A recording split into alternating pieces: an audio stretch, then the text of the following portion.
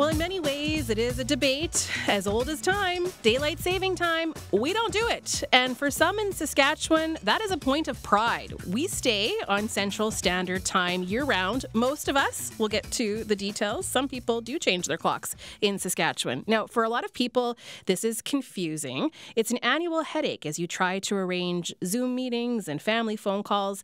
So today on Blue Sky, we look at why we don't change our clocks in Saskatchewan. And boy, do some of you have thoughts. So we want to hear from all of you. You can call us 1-800-716-2221. You can also email bluesky@cbc.ca. I suggest you set your timer for 1 hour because you are not going to want to walk away from your radio on this one. So here is a question. Why are time zones so confusing, especially when you live in Saskatchewan?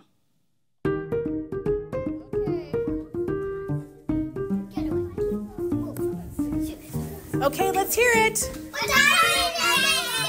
Whoa. I couldn't understand that. Let's do it again. What time is it, Mr. Okay, what time is it, Mr. Wolf? 100 o'clock. Well, that's not even a real time. Why does figuring out time in Saskatchewan feel like a chaotic game of... What time is it, Mr. Wolf? 2 o'clock. 2 o'clock. You know what I mean. When it's 2 o'clock here, it's 3 o'clock in Toronto. Unless it's October, then it's 2 o'clock here and 4 o'clock in the Big Smoke. Unless you live in Lloydminster or Creighton. And please don't even try to bring in Newfoundland. Lunchtime! Talking about time with these kids is a bit nutty, but so is figuring out time zones when you live in Saskatchewan. Hello, my name is Naomi Hansen, and I live in Saskatoon, and I have a question for the new podcast. I genuinely struggle with understanding other time zones as an adult. You know, I do interviews all the time for work with people across different parts of Canada, and they'll say, you know, CST, whatever, and or mountain time. And I'm always like, oh no, like what is the conversion? I have to always look it up.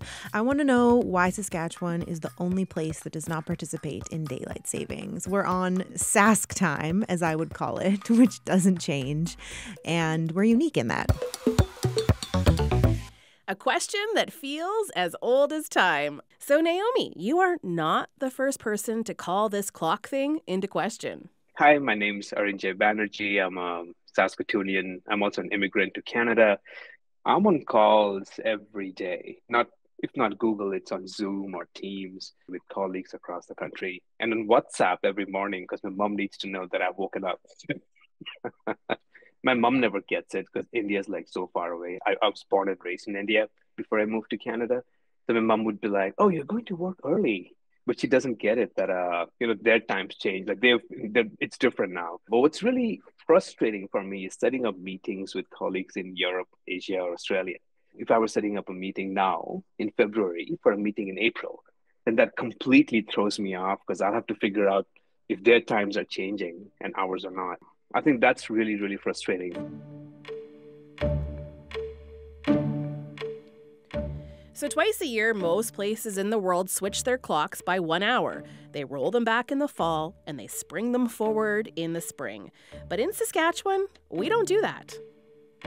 Stan Shattuck is a retired astronomer. Typically, astronomers advise governments on time zones, so you folks are to blame. Perhaps. Perhaps, yes. He knows the position of the sun and how that relates to time. No matter where you are in the world, the sun should be at a specific spot in the sky at noon. Generally, it's good if you roughly follow the sun in your daytime routine. Certainly farmers, especially those with cattle or any other farm animals, need to be following the sun. So they're quite interested in keeping a clock that's fairly accurate to the sun. So the sun is supposed to cross your local meridian at noon. That's the imaginary semicircle that crosses the sky from due north to due south. But in some parts of Saskatchewan, the sun faces due south closer to 1 p.m. Well, that's because of our system of time zones that we've instituted. We are not in the correct time zone. Wait, what? We're not in the correct time zone? We call ourselves, we describe our time zone as Central Standard Time, and that is a time zone that would be accurate if we were located roughly at Thunder Bay, Ontario.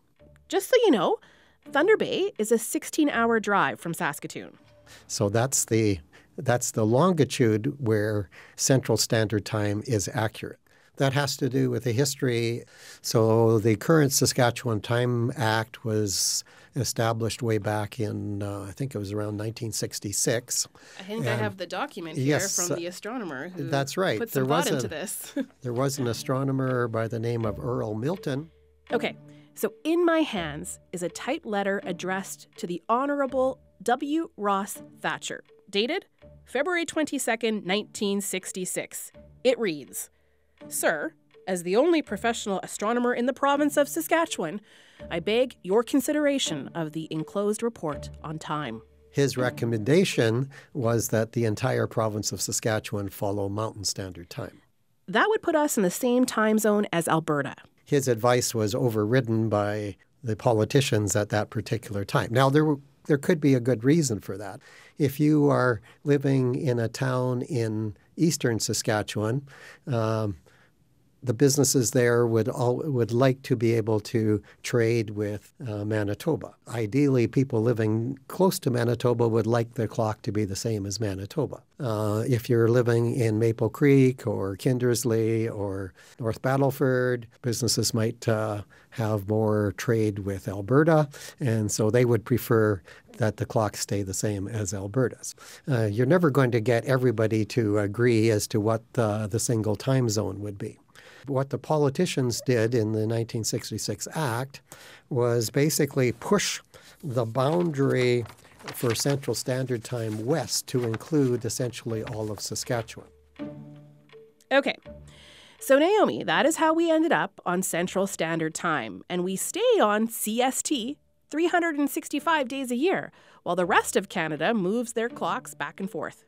And so I sort of see it as a political compromise. Half the time we're satisfying those people in Saskatchewan who live close to Alberta, and half the time we're satisfying the interests of people who live near Manitoba. So I sort of think of it as a made in Saskatchewan compromise. Unless you live in Creighton. The large majority of all our residents, and they work in Manitoba for the whole time. It just was that much easier for everybody to switch to Manitoba time and stay on that time with them. And how do people feel about it? I think most people up here are very happy with it. That's the mayor of Creighton, Bruce Fiddler. That early morning daylight, if you're an outdoor person, you can get out on the lake fishing earlier, or you can get out on the golf course early in the morning, because that extra time of daylight in the morning is very beneficial. It's always been this way in Creighton and Denair Beach, which is another community close to Manitoba. Also, Lloydminster. People there move their clocks back and forth to be in sync with Alberta.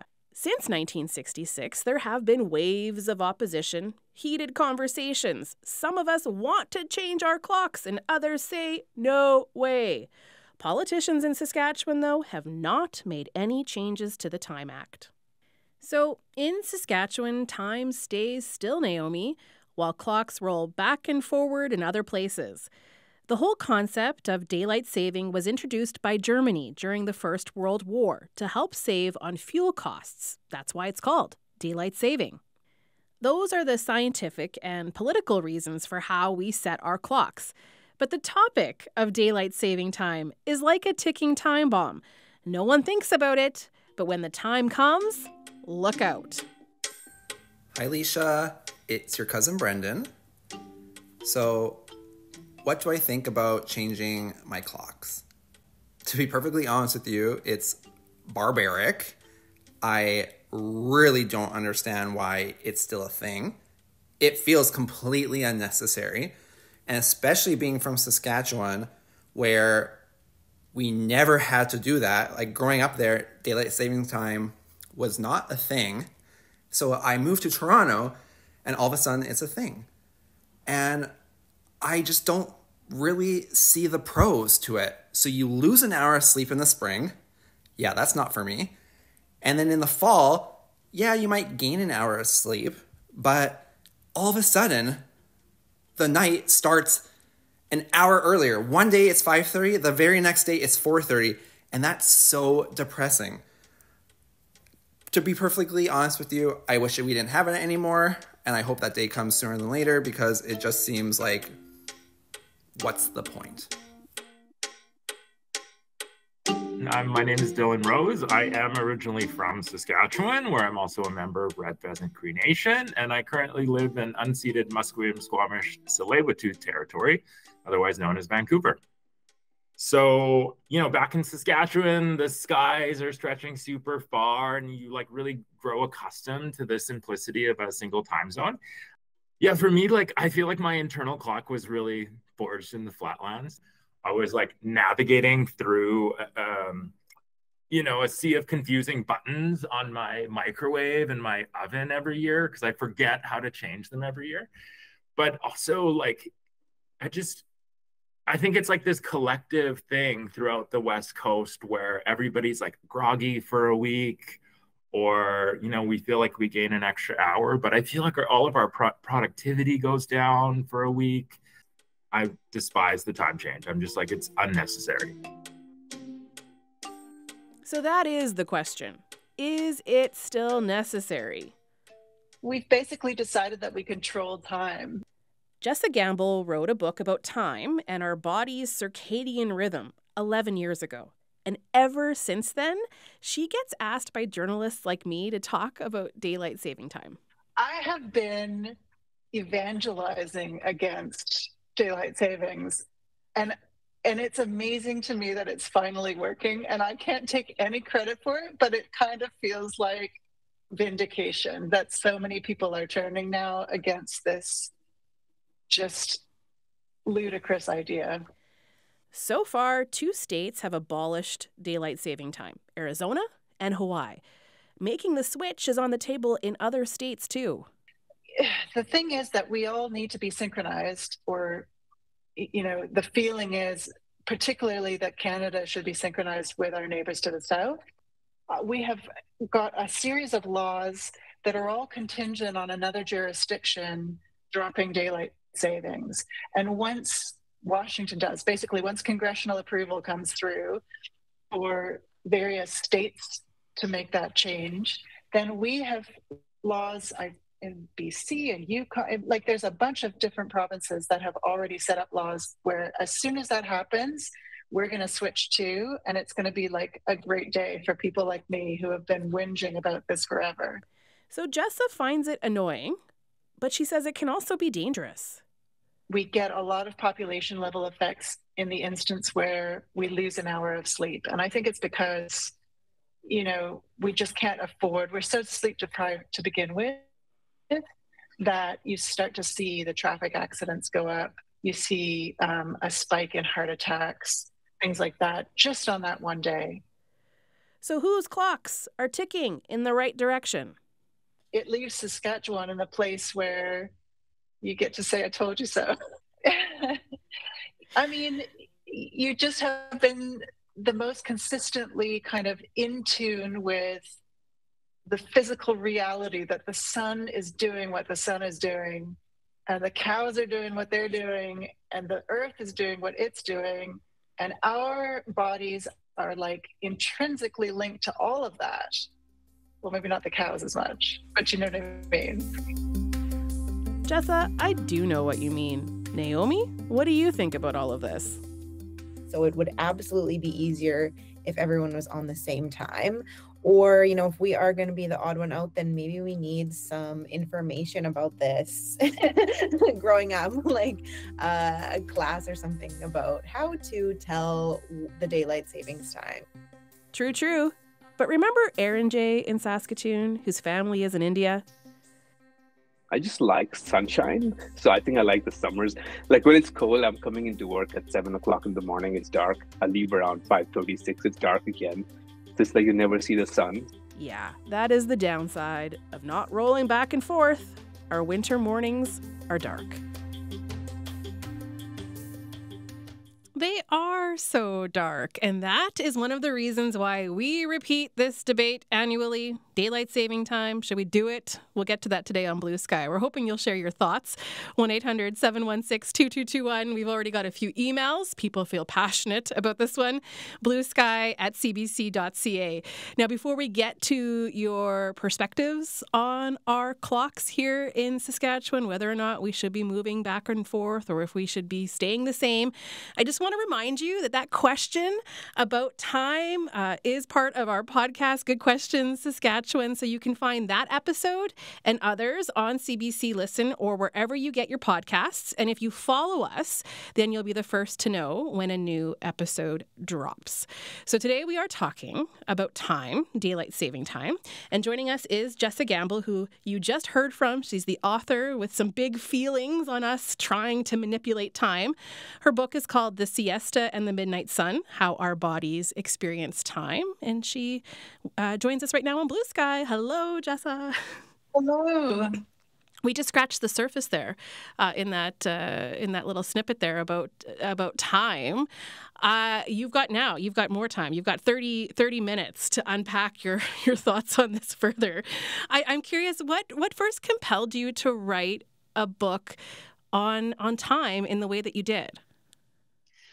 I was really fascinated by the realization that there's this sort of hidden force in our lives, which is our circadian rhythms, and that, our body clocks are ticking away, whether we have conscious access to them or not, which by and large we don't, that all of our organs are running on this master clock. And you only know that's happening when it goes wrong, like when you experience jet lag or something and you think, what on earth is wrong with me? And it actually turns out that we really need things to be in sync, and we need rhythms to be occurring on a 24-hour cycle. And so that was really fascinating to me. I was working in a behavioral neuroscience lab during university, and you could see on the graphs of these rats, they just woke up at the same time every day and went to sleep at the same time, but there was no light cueing that.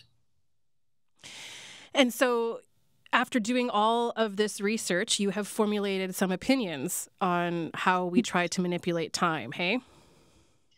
I mean, it comes out even in the language that we talk about daylight savings time. When people say, well, I really would like that extra hour of sunshine in the winter. I mean, wouldn't we all? But winter is dark, and we're not going to change that by calling a 1 a 2 or a 2 or 1, right? Like, that's just not how it works.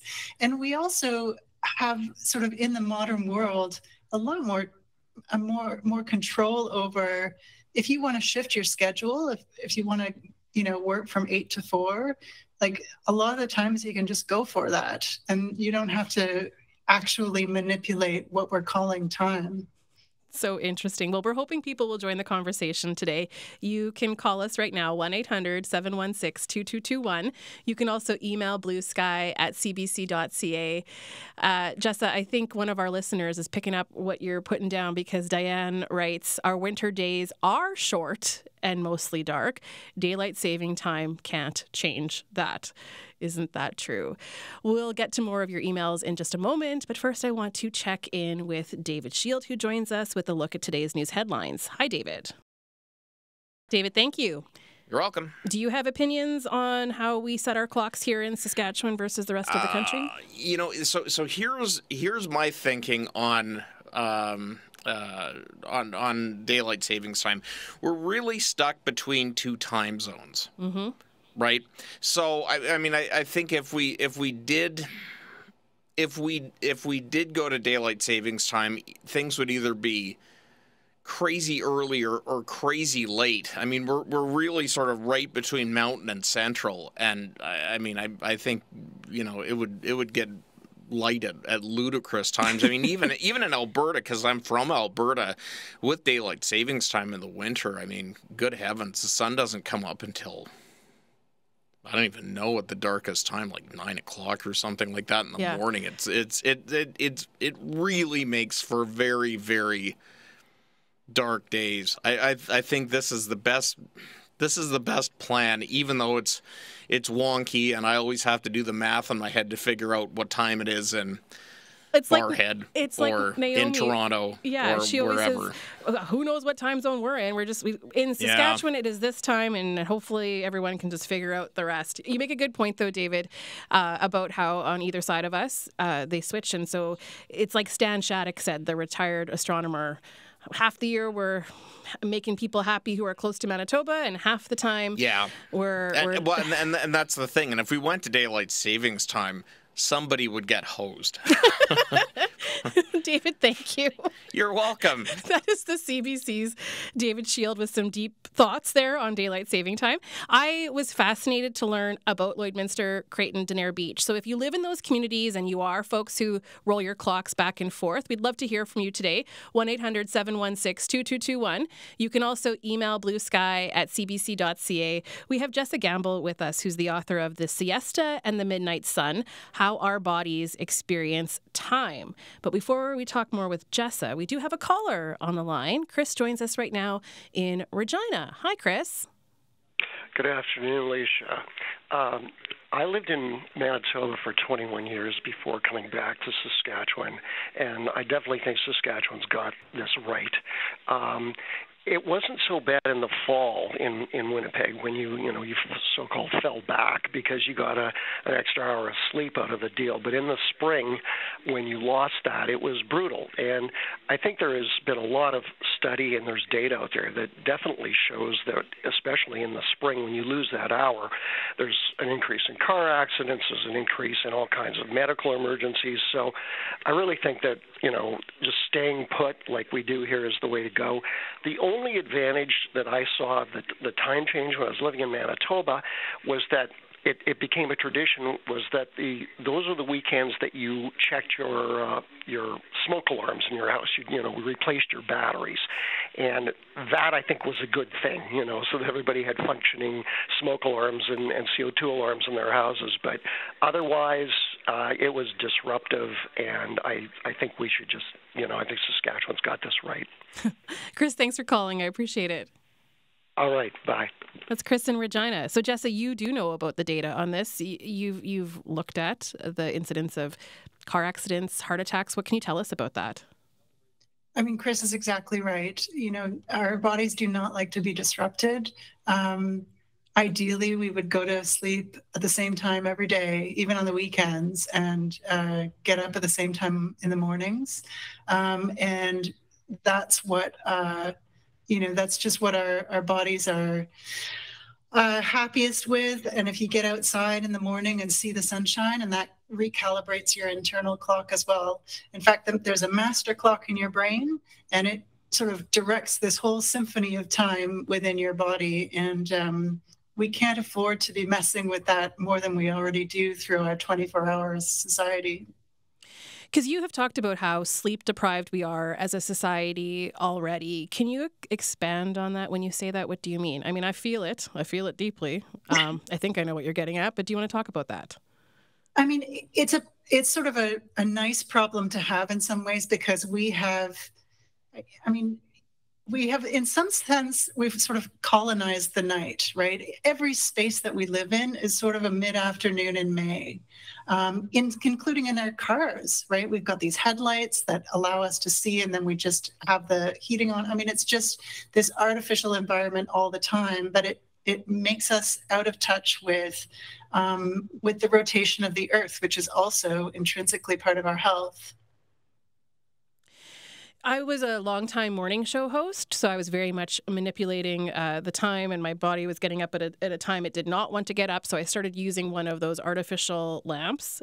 Someone who has studied this stuff, I feel like it didn't do anything for me. It maybe psychologically it made me feel slightly better about getting up in the middle of the night, but I don't think it actually changed much for how my body felt.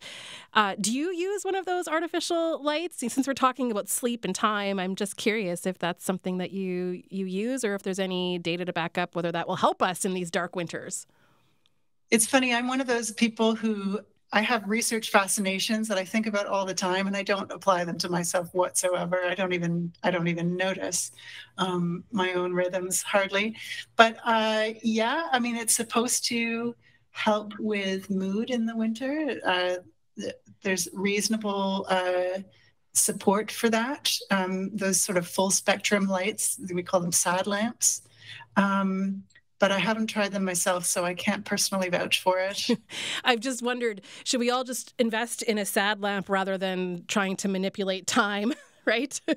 Maybe that's the fix, not moving our clocks. Eventually, we'll all be sort of living on Mars, where the length of day is 21 hours or something. I mean, we can, any amount of remove from physical reality is possible for us now with technology, and it's so tempting, but somehow it often backfires. Let's go to another caller that we have on the line. Marg joins us right now. Hi, Marg. Hi. You've got some thoughts on this. Well, I grew up changing the clocks back and forth, and that ended when my kids were around 9 or 10. And then and so they mostly remember Central Standard Time, 24 hours a day. And I think in the 90s, there was the issue came up that there were people that wanted to go back to changing the clocks back and forth. And my kids phoned me because they had moved. They phoned me from Alberta and British Columbia, and they said, don't go for that. I said, no problem. I like it the way it is. And yeah. Yeah. I think they're getting something, but they're not really. Your kids sound like my cousin Brendan, who we heard from earlier, who did not know he had such strong feelings about daylight saving time until I asked him. And in summary, he just said it's barbaric that he has to change his clocks in Toronto. So I think your kids have the same experience. So that's my 2 cents worth. Love it. Mark, thanks for calling. I appreciate it. It's Marg in Saskatoon. You can call us too, 1-800-716-2221. You can also email bluesky@cbc.ca. We're talking about time. This weekend is when everyone else, well, not everyone else, but a lot of folks in the country, not the Yukon, as someone pointed out, they've stopped changing their times, but everybody else in the country will spring forward an hour this weekend. So we thought it was timely to talk about this, to renew this debate on whether or not we should be doing the same in Saskatchewan. Got an email from Delwyn, who writes, Saskatchewan had the time change before the early 1960s. Every time change resulted in sleep time change and also affected residents' health. From the research that I found out at 3 neighboring communities of about 20-mile distance, that there were 3 different times. One was 6 p.m., the second was 7 p.m., and the third community had 8 p.m. In the 1960s, we finally had one time zone. All year long, the sun's shadow is the same direction at the same time. Delwyn, I did not get into all of the history on this, but that is similar to what I read. And really, it was about lining up rail stations and making sure that there wasn't such a difference between communities that really weren't that far apart. Jessa, I don't know how much you know about the history of how we got here. I know there are stories, there are even some jokes about how we got here, but what's your sense of how we got to this point where we do have, well, we know that it started Germany, during the First World War, but synchronizing our clocks, what's your knowledge on that? Do you have any? So, yeah, I mean, that started a little earlier. And as you say, sort of time changes, the trains and so on. When different communities, basically, you synchronized a community around like a bell tower that might have been the church or whatever. So you can have prayer times at the same time. Everybody can show up at church at the same time, whatever, in Europe. And then, but it was, each town had its own time. And so when you started with the Industrial Revolution trying to like synchronize stuff, you had to get people on the same page who were in different places. And that was a real challenge because once you sort of went from one place to the other and said, this is the time, it wasn't the time anymore. So, so but how we got here in terms of Saskatchewan, not not changing the time. I mean, I see this as sort of a hero's story of like, it reminds me of that Kipling quote, you know, can you keep your head when all around are losing theirs? I think that's what Saskatchewan has done throughout history, since it sort of refused this nonsense. And what you're calling nonsense, I mean, what was the original thinking on daylight saving time? So there's been a little bit of back and forth just because, you know, with the advent of air conditioning, heating is not the only energy cost that we have. And so it doesn't make the same kind of sense that it used to. But the original, I mean, the first record that I've found of it was actually sort of a satirical letter from Benjamin Franklin saying, what if we, you know, we could save some candlelight here if we sort of constantly moved our clocks in tune with the seasons. But I think it was only really sort of seriously taken up during wartime. And so that does lead to the question, you know, is that original thinking on daylight saving time still valid in modern society? You know, today, is it still valid? I don't think it's borne out. And if it had, I think we'd be hearing all about that in the debates. I don't think the data is there to support less energy usage overall throughout the year. And if it were, I mean, it would be a single sort of seasonal effect. And then why wouldn't we just keep our clocks there? Let's go to another caller. Jessa, we've got Al on the line here in Saskatoon. Hi, Al. Hi. I'm in favor of leaving it the same. I'm sure you've noticed that it's probably been already said that the zenith of the sun is about 1 p.m. Mm-hmm. We're already on daylight savings year round, and they've recently had a referendum in BC or perhaps it was Alberta to leave, and it was close, so leave the same. In Phoenix, they stay on. All Arizona, they stay on the same time year round, and partly because it gets so hot there, it's nice to be working in the morning when it's still cool.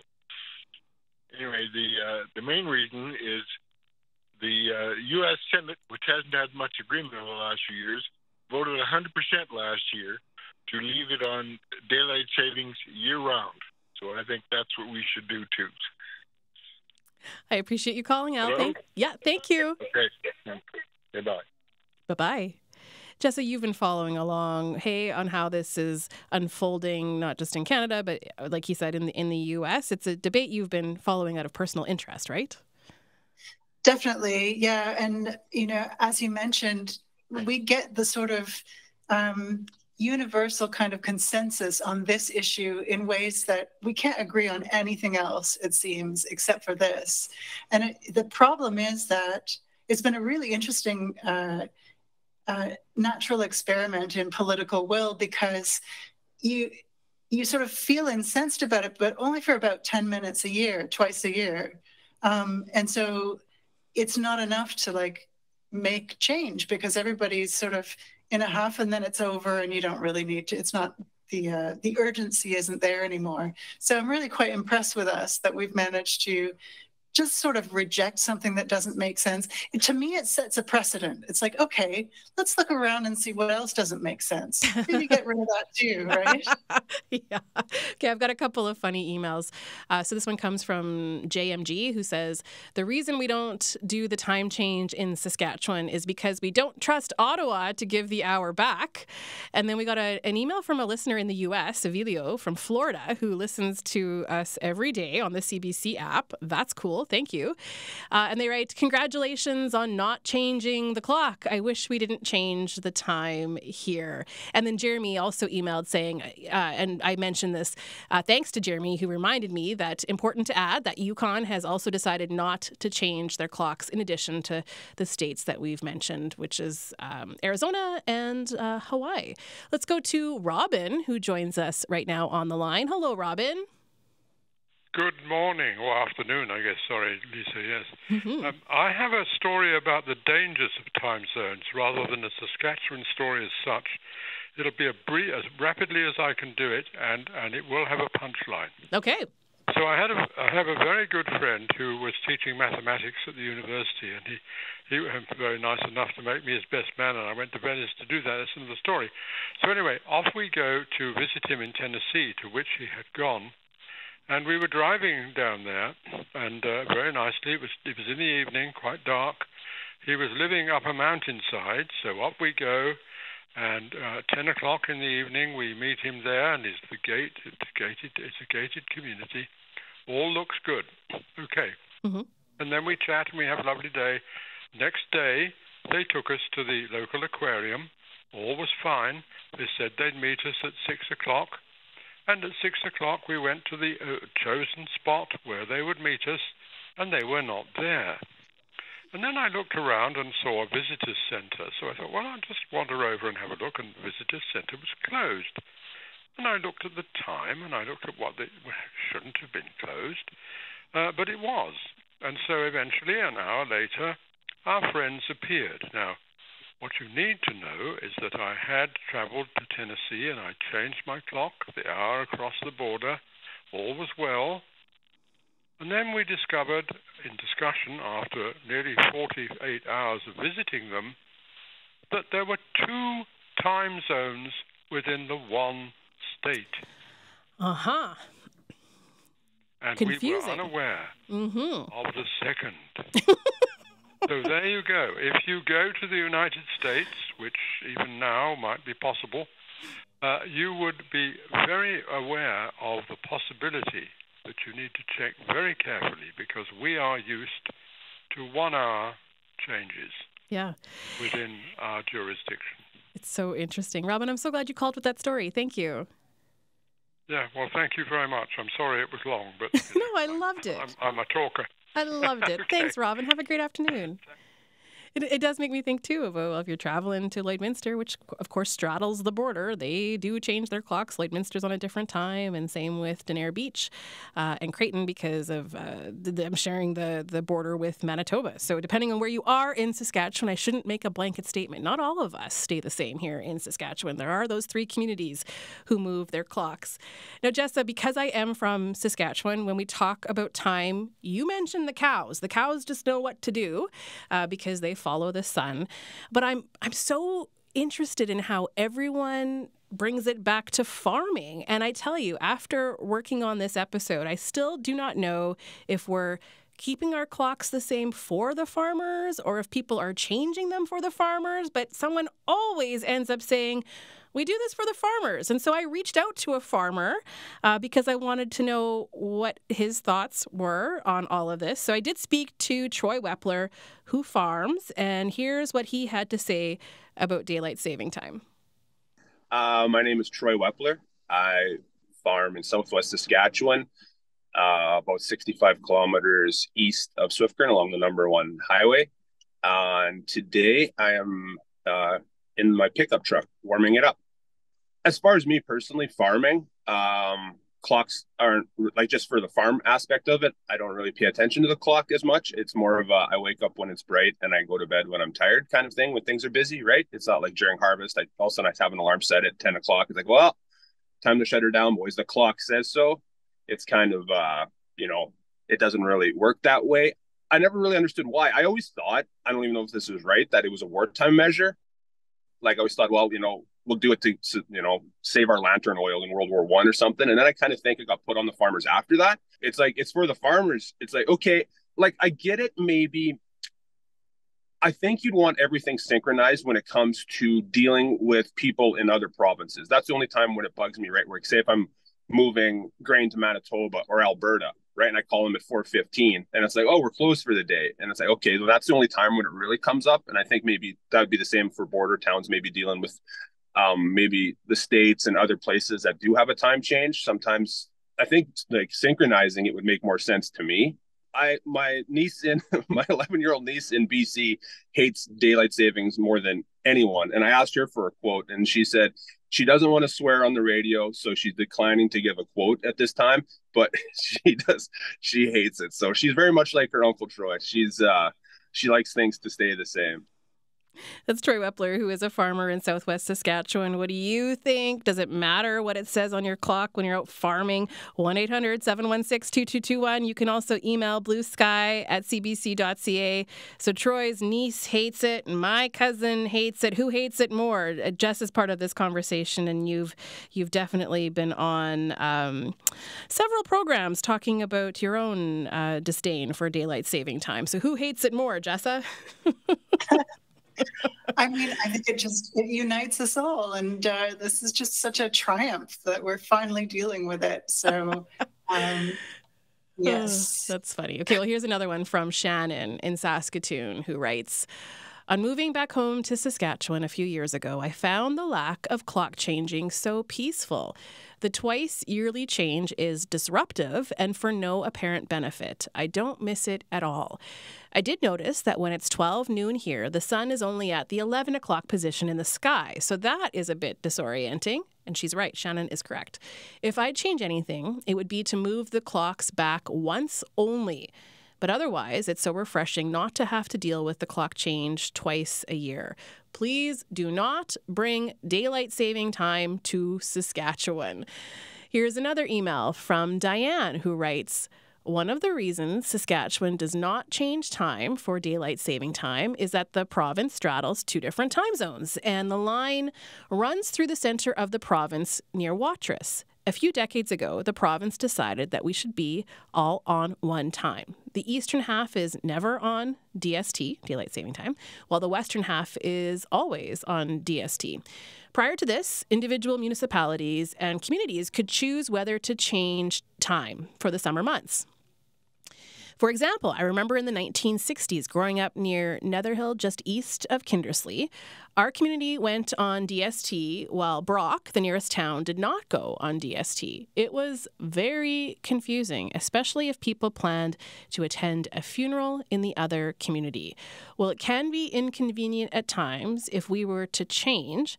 The western part would be on double daylight savings time, which would not make sense. Saskatchewan is fine the way it is. That's from Diane. Now, many of you may recall when Brad Wall, former Premier of Saskatchewan, was campaigning. He did campaign that he would bring this up and that perhaps we would change.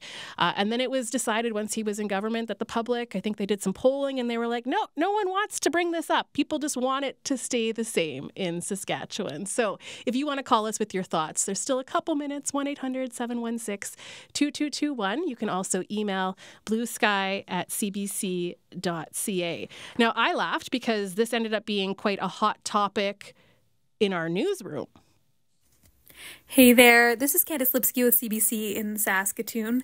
Now, obviously, since I live in Saskatchewan and we don't follow daylight saving time here, it actually really still impacts my life, and that is because most of my family and a lot of my friends still live back in BC, and I actually just had one text me really excitedly that daylight saving time is changing this weekend, and that's because we find that when there's a 2-hour difference between Saskatchewan and BC, our communication actually is a lot different and a lot more challenging than if it was only 1 hour, especially if I'm working on the morning show and my hours are a little bit weird. Now, at the same time as that, I work a second job out of the University of Ottawa in Ontario, so of course that changes things as well. I find for that, if there's a 1 hour difference, it's a lot better than if there's a 2-hour difference. Then I have trouble getting my hours in and making that work. So even though we don't follow daylight saving time here in Saskatchewan, I find that it really, really impacts my life, and it's definitely still something that I'm always, paying attention to the calendar. Candice, you and me both, always Googling what time zone are we in right now and how does that relate to other provinces. Our guest today has been Jessa Gamble, the author of The Siesta and the Midnight Sun, How Our Bodies Experience Time. Jessa, what are your final words for the people of Saskatchewan who perhaps had not thought about this until we brought it up today on Blue Sky? They'll hear about it more this weekend when people start springing their clocks forward. But what is your final message for the people of this province? I'm inspired by one of your callers who said that a good thing about doing it was that everybody switched their, batteries on their smoke detectors. What if we found something fun to do twice a year instead and made that our milestone? I think we should talk about that next time. This has been really fun, Jessa. Thank you so much for being with us today on Blue Sky. Thanks for having me. That is Jessa Gamble, who's the author of The Siesta and the Midnight Sun, How Our Bodies Experience Time. Why did we start talking about this? Well, that's because Naomi Hansen put a question to our podcast, Good Questions Saskatchewan, which you can find on the CBC Listen app. You can also find it wherever you get your podcasts.